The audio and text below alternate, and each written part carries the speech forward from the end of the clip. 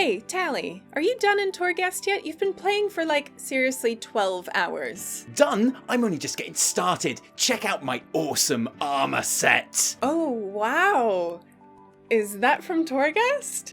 Yeah, it might be. You know how data mining works. Seriously, who knows? But whatever, look how badass I am! Behold, for I am the Maw Master. Yep, you certainly are. I am the terriblest Torghast Tormentor! Yeah. The roguelike Raconteur! I'll work on that one. Yeah, you look great. And you finally got around to unlocking mechanomes, I see. Yeah, I did. How could you tell? No reason. Enjoy the tower. Don't be too badass and scary. Evie, no, seriously, what do you mean? Evie! Knowledge is power.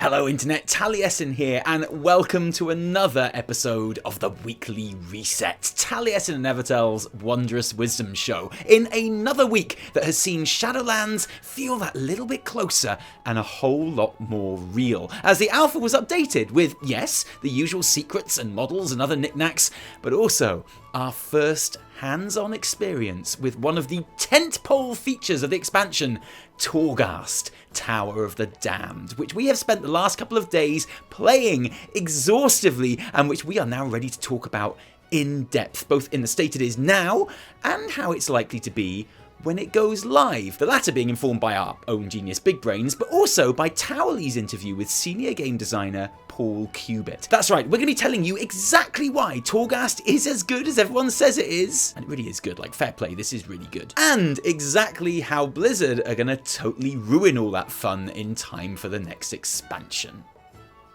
But before that, last week's episode got a number of comments asking about Long Boy Watch, and sad that there was no Long Boy Watch, proving that even in a show talking about our very first look at the very first alpha of a brand new expansion, keeping up to date with my continuing mission to raise the 5 million gold I need to earn my place atop the stretchiest gold sink in WoW really is the real reason some of you are here. And I'm sorry to let you down for another week in a row, but you see, the thing is, there's a Shadowlands alpha, and that has been taking up a lot of our time, to the extent that when I'm in BFA, it's mostly to raid or keep up with Mythic Plus, which alas means that my gold total is still hovering around the 3.5 million mark, which is not too shabby, but there's no doubt progress has well and truly stalled for the time being, which is a double shame because I spent a whole half an hour implementing a console command on our Twitch channel so that viewers could keep up to date on the grand total in real time. So I promise I will get back to that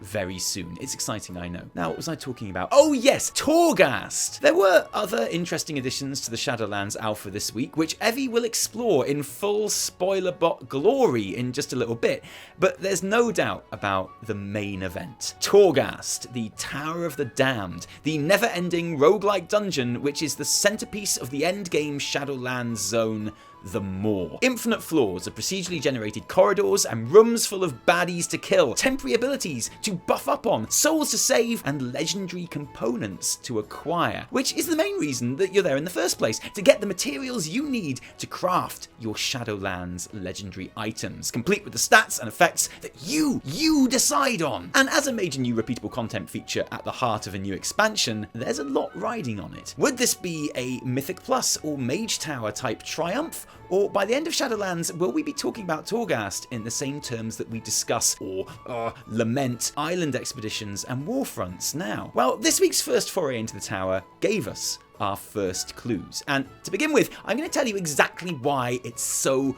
bloody marvellous, because it really is. You've doubtless seen countless other creators gushing over it by now, but please allow me to share with you my own personal experience and why I enjoyed it so much, before we get to the bit where Blizz is going to ruin it.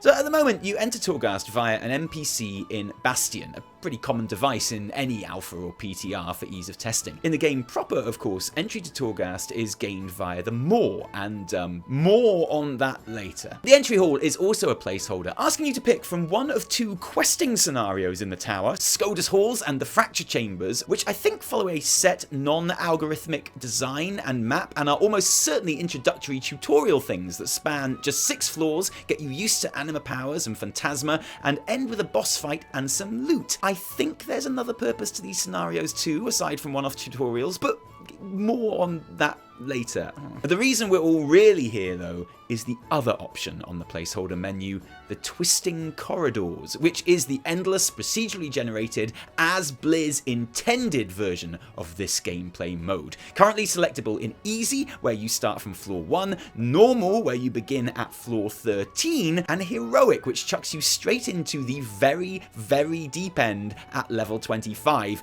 and which is brutal, and definitely currently tuned much, much higher than the shitty template gear we are given in Alpha. In whatever case, the aim of solo or groups of players is the same. Fight your way through each floor until you find the portal to the next. Enemies you kill along the way will reward you with either orbs that give you Anima powers, or Phantasma, which is used to buy additional Anima powers or potions from the broker, a vendor NPC who pops up every few floors. And if you're really lucky, you'll find a chest containing legendary components, which presumably go towards making those all-important Shadowlands legendary items. And that's it. My intention when Torghast dropped late on Thursday our time was to pop my head around the door, take a look at what was going on, and then report back to you. Nice and simple, easy weekly reset to write, results. So what is it about Torghast that meant I didn't do that? What is it about Torghast that means I instead played it all day Friday, probably seriously 12 hours all in all, and still wanted to play more when I went to bed with exactly 0 words of this episode's script finished? Why is Torghast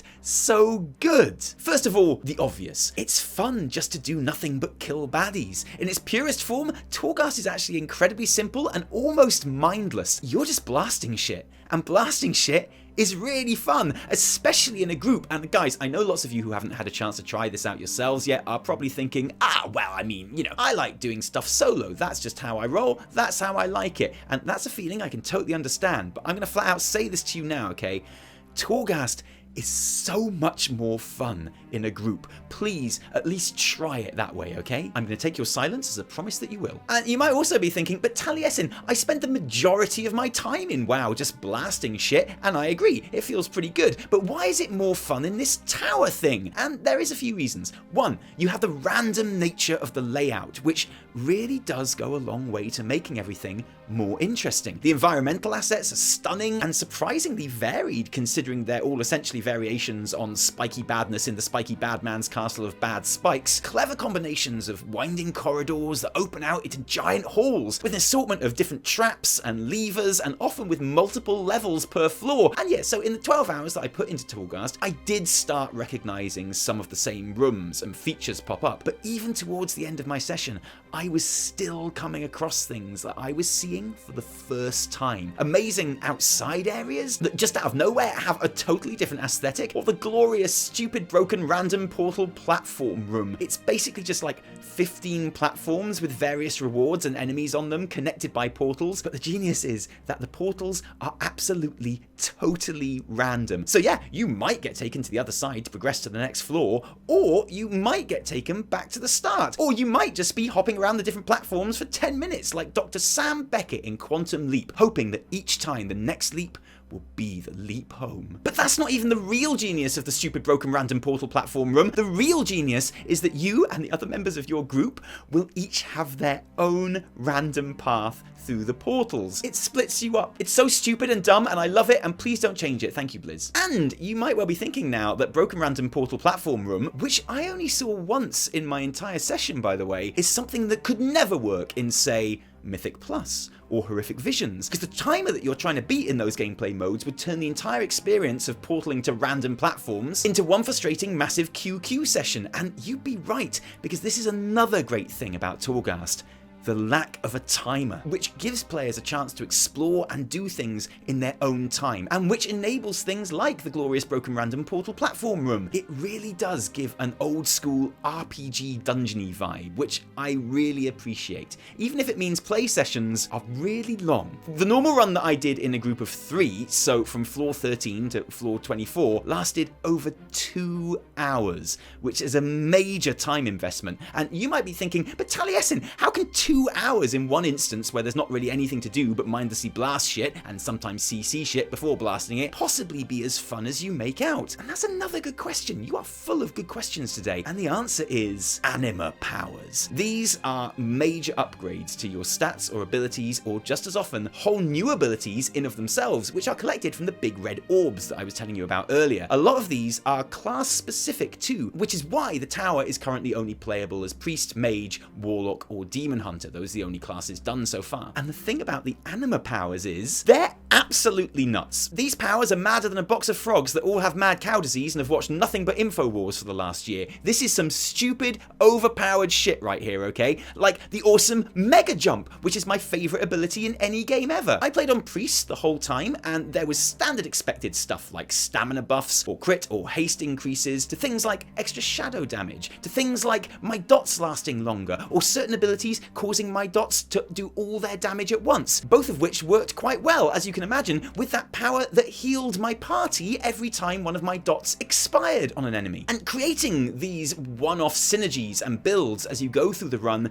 is super fun. Like, I got a power that allowed me to mount a cool rat dog thing that I could cast while riding on, and I was all like, this is awesome. And then later on, I was able to choose a power that meant I didn't get dismounted from my cool rat dog thing in combat. So now I've got a permanent combat mount. And fam, once I've got a permanent combat mount, you better believe that I'm going to be taking that power that increases my movement speed when I'm close to a wall, or increases my movement speed when I have my Bastion Steward Slave Swolkin out. And basically the entire thing was so much fun that I almost forgot that I have a slave Swolkin now who comes whenever I call him and does whatever I say, and he's an actual slave, so I'm a slave owner now. And basically I hardly thought of that at all. My comically fast rat dog combat mount was so fun. My mage buddy had powers that sped up his cast time and global cooldown to become the rapid fire machine gun mage, or to increase the amount of mirror images he summoned and what spells they would cast by like lots, or one that meant he got an intellect increase when he performed a set sequence of spells at the beginning of each floor, or another power that gave him an intellect increase but meant that he could no longer jump, so every time we crossed a gap I had to life grip him across. Our Demon Hunter had a power that made his demon form more powerful, and even better than that in my opinion, much bigger. Oh yeah, I may not have mentioned this, but most of these powers stack, so he was able to make it much bigger, to the absolute delight of his team, me, and everyone watching on the stream. So the powers themselves are just stupid fun, but just as important is how many there are of them. Orbs appear when you kill some mobs, but some are hidden in pots that you smash. Some are in puzzle chests. Some are just in corridors that you might not have thought to go down. Some are a reward for pretty basic fetch quests that you can complete for various other dead dudes you encounter on your travels. And of course, some you just flat out buy from the broker with your mountains of Phantasma when he turns up. To once again use that 2-hour normal run as an example, by the time we took on the boss at the end of our 11th floor, I had 69 Anima powers. Nice. My health was 130k, which is a 1,100% increase from the base 10k that I went in with. My haste was at a standard 59%. I had a super fast rat dog combat mount, don't know if I mentioned. I was basically a god, and the enemies in the tower clearly are not yet designed to scale to that kind of borrowed power. The big scary looking boss monster at the end of the 24th floor got almost instantly deleted when our mage made use of his Anima ability that means your Arcane Blast does 2,000% more damage if you use it while invisible. Rip scary monster. So in the alpha at least, this means that the early floors where you are mostly powerless are by far the hardest part of your run, where you'll actually have to plan your pulls and do CC, and the tower actually gets much easier as you progress because of all those incredible buffs. But that's almost certainly something that won't be the case when this game makes it to live. When you should really need all of those powers to defeat the enemies, you should be dying a lot more, and you should be seeing plenty of the Terror Grue, the huge spiky beast that is your fail state for Torghast. Because no, there's no timer. Instead, there is a counter of allowable deaths. If you're a solo player, that number will be 3, with an extra 2 for every other player in your group. So in our party of 3, the count stood at 7, and if you suffer that many deaths on one single floor, the Terragru is unleashed from the beginning of the floor, closing you down and one-shotting you when it finds you. This is quite a cool mechanic, because it does basically mean that your run is over when you hit those 7 deaths, but there is also a tiny bit of wiggle room there. So maybe your party wiped in the final room of the floor, in sight of the portal that would take you to the next level and reset your death counter again. It's feasible in that case that you could just maybe dash back to the room, past or through the mobs, and get there before the Terragru splats you. Oh, and by the way, when the Terragru does splat you, he doesn't kick you out of the instance, he just kills you, and you have to res and use the portal at the beginning of the floor to exit the instance. So if he splats you near that portal, you have to wait for him to get bored and wander far enough away so that you have time to res and activate the gate before he realizes that you're alive and splats you again. A lack of patience here could see you in an endless loop of death at the hands of the Terragru as you try to leave a failed run. It's essentially pointless and a complete troll, but I love it. It's actually the best thing about Torghast, and please Blizzard, never change the endless Terragru death loop, thanks. Put all of these things together and you have a unique and scarily fun new gameplay mode for WoW, which is all set for complete no-lifing by the community if Blizzard allows it. In its current state on the alpha, where you can just get up and go again after a fail, just like in a true roguelike, in my opinion, you can believe the hype. It's great. And I know, but I also find it quite funny that the reasons it's so fun, the random layout and the outrageous and over-the-top nuclear arsenal of Anima powers, RNG and borrowed power basically, are the two things that everyone keeps saying are the worst things you can possibly have in an MMO. But I guess it just goes to show that context is important and only a Sith deals in absolutes. Blizzard though are currently undecided on how and how many times you'll be able to enter Torghast, but the community opinion right now genuinely appears to favour infinite and endless runs of the tower, even if they are for no rewards. Yes, that's right, top level WoW players are saying they don't care if there are even any rewards, they just want to be able to play whenever they like, which is a great sign of people's enthusiasm for this feature, obviously, but more on that in a moment.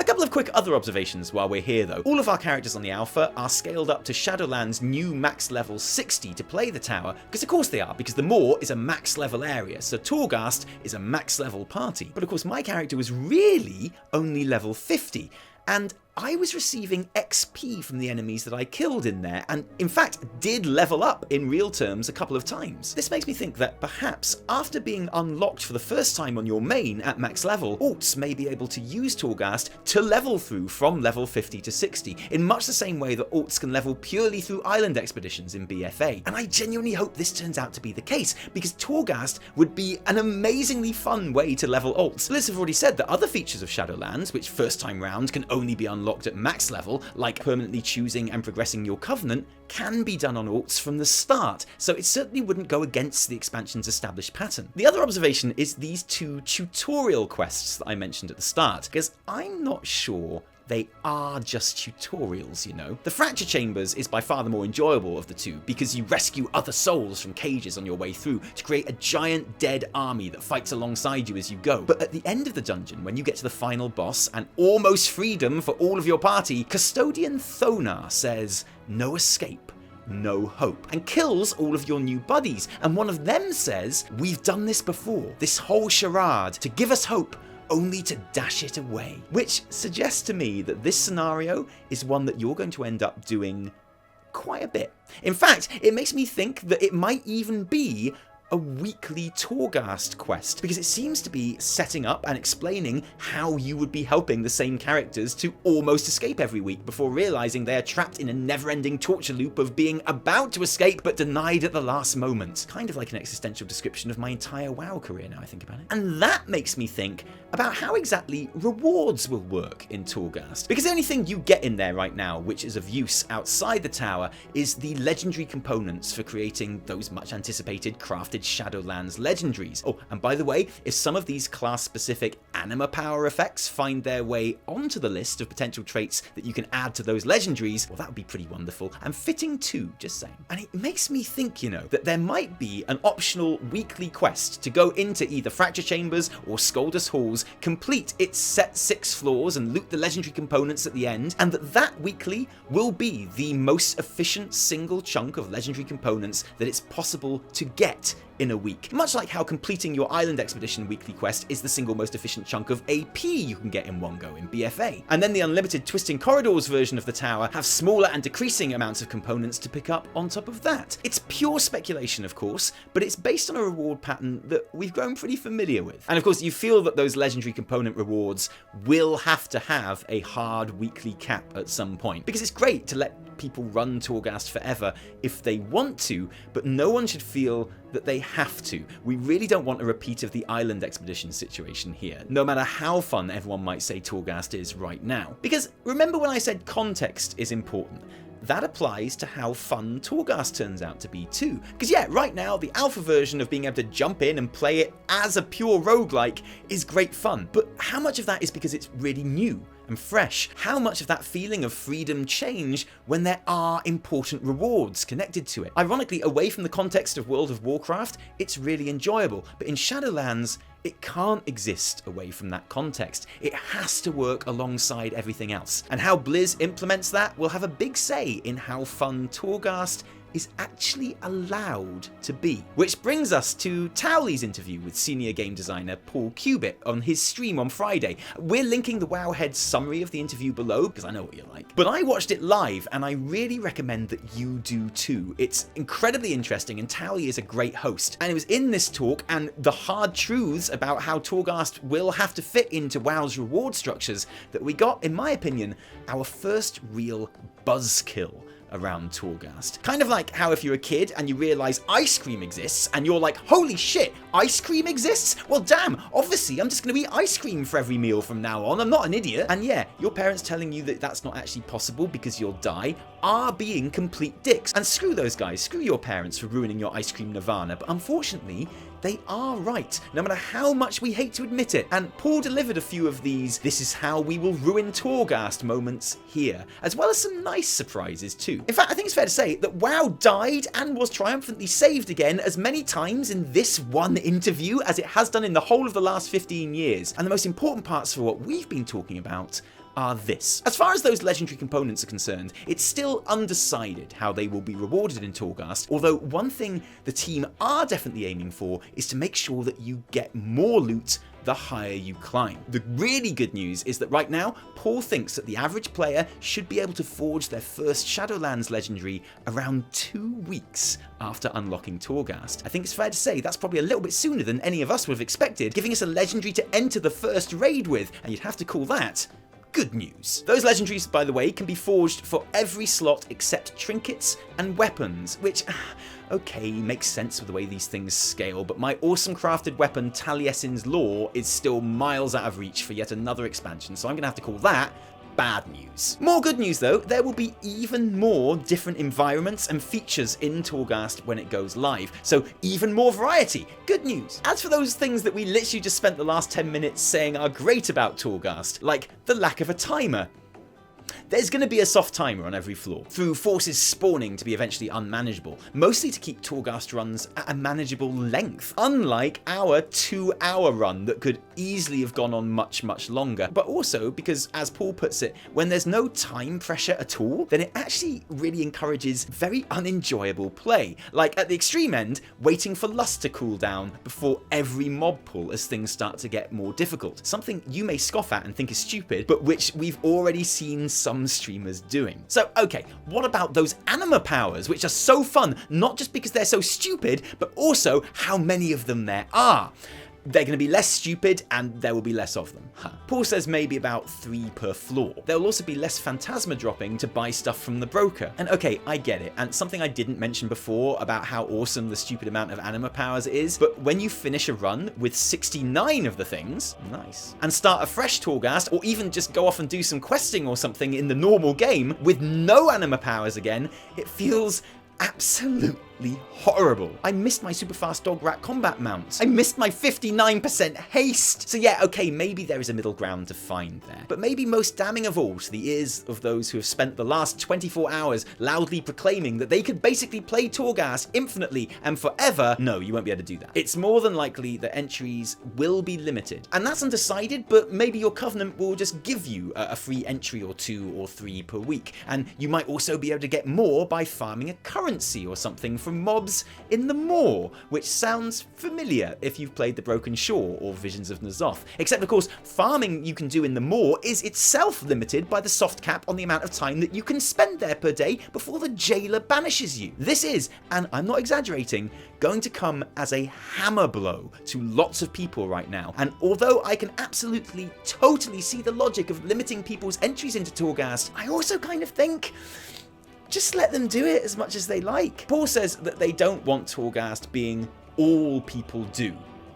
But why? If someone loves Torghast, let them only do Torghast. Like I said, you've got players saying that they don't mind if there aren't power rewards connected to it after a certain point. And I say, take them at their word. Have a hard cap on rewards and let people play Torghast and only Torghast if they want to, because why not? What's wrong with logging in to only play Tower of the Damned for hours and for lols? Or for that matter, just doing pet battles, or just collecting transmog, or just farming, or just playing the auction house, or just doing PvP. The freedom to play the game how you want is important. And so Blizzard, here is my manifesto. Let people play Torghast, the never-ending, infinite tower, forever if they want. It seems fitting to me. This week's data mining roundup fun times coming right up, but first, with the very welcome, thanks awfully, 100% XP buff coming to an end in WoW on April 20th as planned, players waited with bated breath to see if Blizzard would extend the boost any further. Instead, Blizz announced that they'd be replacing Winds of Wisdom with a 100% reputation buff until May 20th. Oh, and by reputation, I mean only BFA and Legion reputation, and not including the 8.3 Uldum and Rajani ones. But hey, that'll come in useful for those allied race unlocks that won't need reputation to unlock in Shadowlands, right? Lumberfowl pigs! Oh yeah, sorry, it was a shit show. Obviously. Boy, this company is scummy! This is like getting a donut and then being given a piece of lettuce! I'm bitter about this! No one can be too surprised at the reaction. Not that there's anything wrong with a reputation buff, obviously, but nothing beats the great feeling of super fast leveling a new alt to 80-something and then leaving them to rot on your character tab once you remember why you got bored in Cataclysm the first time around. And rep is just much harder to get excited about. Plus, you can't expect Activision to be okay with an indefinite 100% experience giveaway, right? After all. Based on what I'm seeing, it's doubtful they will extend the buff, if only because it takes away money they could be making from the level boost. Except, that's exactly what they're doing. Blizz announcing the whole end to the XP buff thing was just total bants. And actually, they are totally extending it until the start of Shadowlands, which, well, I think confirms that Activision will now demand Shadowlands release in like a month max. But more importantly, rejoice players of WoW! Rejoice crafters of Mark of the Satyr and other really expensive enchants people use to power level, and rejoice Gentle Oak. We'll get you to max level one day, I promise, you noble cow. And so to Shadowlands once more, and no need for a spoiler bot warning yet as we look at the new character customization UI, which, okay, first time you see it is really surprisingly stripped back and bare, and Towelliee is still undecided about it, but which I really love. I mean, I'm 30-something years old, so I hate it because I hate all change, but apart from that, I love it. You've got all your races visible without any stupid tab clicking, and the different gender and class options are just a lot more intuitive, I think. I think the spotlight effect works on the Horde background, but makes the edges of the lighter Alliance background weirdly dark, so I'd change that, and maybe some blue and red banners behind the suspiciously phone game looking round icons. I love the new character customization screens with the ESO style fake sliders, but mostly the easy navigation between the different elements. Just imagine this filled with the smorgasbord of new options that hopefully will start finding their way here now the UI is in place. And I don't think we need a spoiler bot for the new armor sets either, do we?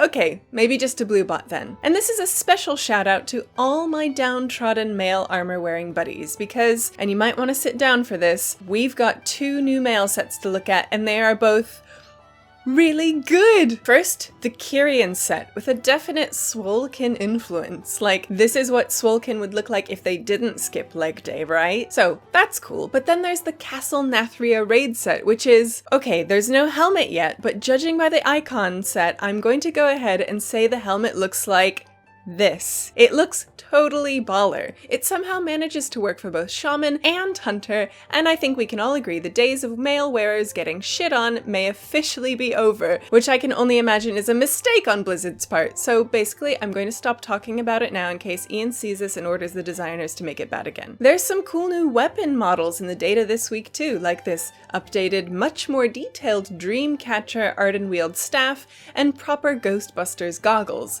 which is fitting, you know, because Shadowlands is full of ghosts, am I right? There's the Ouroboros fishing pole and what's marked as Aspirant's birds, which might suggest that they are PvP pet rewards. That on top of them obviously being new aspirant bird race allied race, boys! Sorry, I'm still not quite over the BFA mindset yet, clearly. We can see how crafting will look with its optional reagent additions, with slots that you can fill to ensure the crafted gear has the stats or properties that you want it to, which is really cool. And finally, a big juicy Redbot spoiler for a look at some datamine text regarding some model additions to the files this week. Nathanos and Kalia have been added as models in Shadowlands, which won't come as a major surprise because they are both pretty important and current characters. But Nathanos catches the eye because he has been tagged as a raid or dungeon boss, as yet with no fixed location. Now, obviously, Nathanos isn't in the dungeon journal as a boss in any instance, but could this be Blizzard trying to hide that fact from us? And then, you know, totally messing up by letting us find this information? Could he be a fight in some scenario? Like that time Tyrande totally couldn't 1v1 him at Darkshore? Basically, are we gonna kill Nathanos in Shadowlands? There might well be some clues or foreshadowing in the upcoming Shadows Rising novel, in which he is a main player, and we will be keeping our eyes on this one very closely. As always, for more information on anything we've covered here today, there are links in the description to the relevant Wowhead articles below. One thing you didn't notice about the UI though, no Worgen or Kultiran on there yet.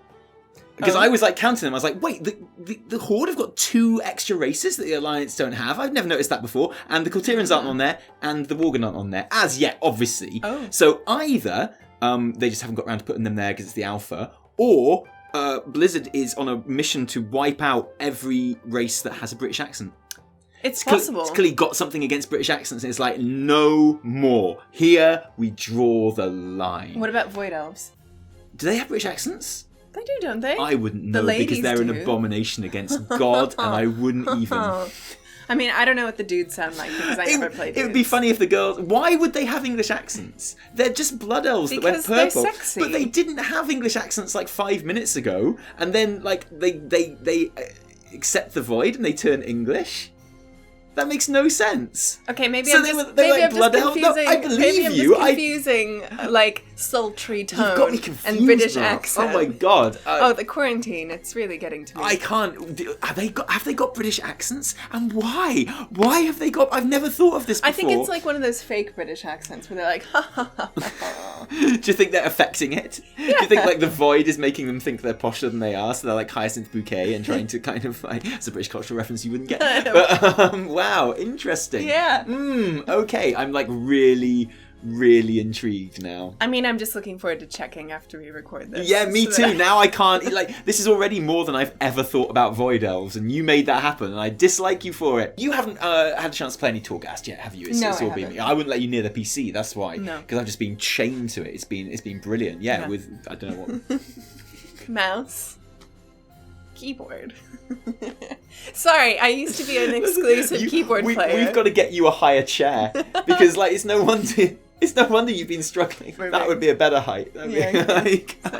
Lots of people last week, towards the end of the video, they heard our baby crying in the other room, and I tried to drown it out with music so people didn't think we were terrible parents. But no one called us terrible parents. But we did get some people say, "How do you record with your baby in another room?" And there's a simple answer to that, fam. Video baby monitor. Baby monitor. Look at that little ugly goblin boy. Look at him. He's asleep right now. Oh, He won't I love be him. for long. I love it when he's asleep. I know. It's the best. So it seems like we're into like a weekly cycle of new alpha updates now, just like we got into with BFA. What are you most looking forward to getting your eyes on or getting your hands on? Like, what were you most looking forward to playing like this? Or like, your nose over the table just looking at it? You mean playing or reading on Wowhead? Or either of the above. I'm looking forward to more mail sets. Keep them coming.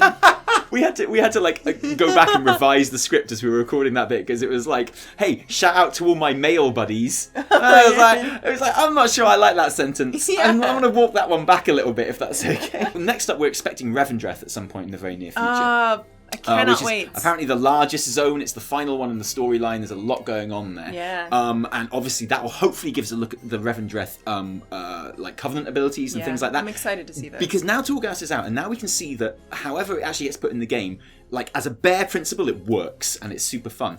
To be honest, that only really leaves the main worry of BFA, like the whole like, oh, will it work thing, being Covenants and Covenant abilities. Yeah. So the more that we can see of that, the better. We've got a big video on Covenant and Covenant abilities coming out in the week. Yeah. The best and worst case scenarios for Covenant abilities. It's going to be awesome. Yeah. But whatever happens, obviously plenty to look forward to in the coming weeks. But thank you for being here this week and watching this episode. If you liked it, don't thank us. Thank our patrons who give their actual real life money to make all our videos happen, even though they get nothing in return. We recorded like over an hour of Q&A and I sat down to edit it and to render it. I realised I've got to turn the sound on. Yeah. So now we have to re-record the Patreon Q&A, maybe tomorrow, and like pretend that all the questions are new and fresh. We could just do a lip reading. Well, what I'm going to do... We could just dub it. I'm just going to actually get really drunk before we do it, so I actually don't remember that I've answered the questions before. Not a so bad that it's idea. fresh, you It's know? not I a think bad that's what I'm idea. going to do. That's what I always do before the weekly reset. Makes sense to me. If you didn't like it, downvote the shit out of it. Remember, my name is Towelliee. No, my name is Taliesin from me. And me, Evitel. And Myron as well. Shh, stay asleep. Stay asleep. Still got the intro to record. Oh no. Cheerio.